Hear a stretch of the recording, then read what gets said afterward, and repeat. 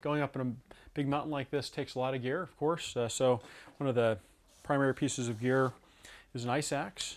Of course, you want to keep tethered to it so you don't lose track of it. But it's got an ability to chop right into the ice and support your weight as need be, and then an ability to cut steps or shape the ice as you're working up the Lhotse face, for example, where it's very, very steep, hard ice.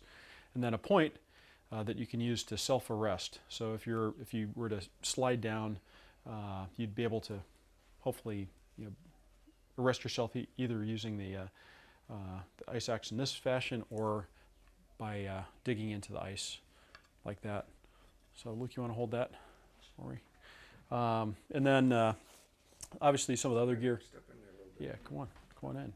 Some of the other things that are kind of interesting, when you go out on a big summit, you need to protect your hands. So these things are really heavy duty. Of course, they affect your ability to feel what you're grabbing onto. You lose your dexterity and tactility. So you have to have things that are pretty easy to hold on to. The nice thing about them, though, is that if you need to, you can take just the liner out, or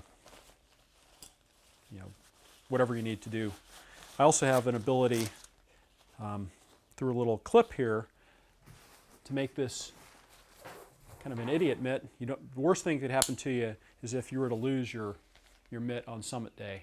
That would end up resulting in losing some fingertips or something like that. So when you're out on high on the mountain, you tether the mitt to your suit. This is my down suit, and it's basically a walking sleeping bag. It's made of very heavy fill down, big hood like this. So all that will be exposed is my face, and I'll have an oxygen mask on and goggles. So none of my skin will actually be exposed to the elements as I'm out there. Another kind of cool thing about my suit is this U.S. flag here was on my spacesuit on the 4th spacewalk of STS-120 when we did the big solar array repair.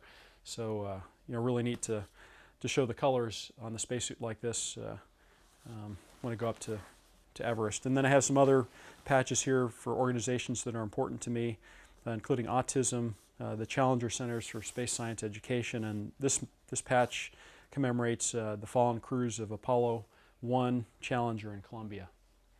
So, and this is the website that will be following my climb, onorbit.com/Everest.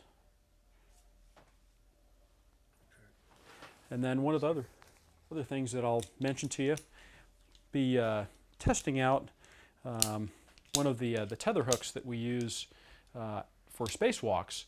One of the common ways that we move around the mountain is with fixed lines. So typically what you'll have to do is use a very complicated to operate carabiner with a locking gate on it.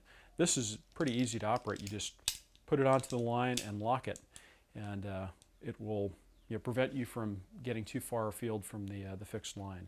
So we'll do a demonstration of this up high on the mountain, and then this is another piece of gear from the space program that we're going to test out.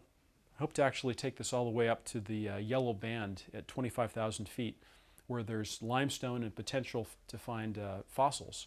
So this is a lunar hammer that is being prototyped and may end up going to the moon one day. So it's a real thrill to get a chance to test out these types of hardware in a really harsh environment like Mount Everest.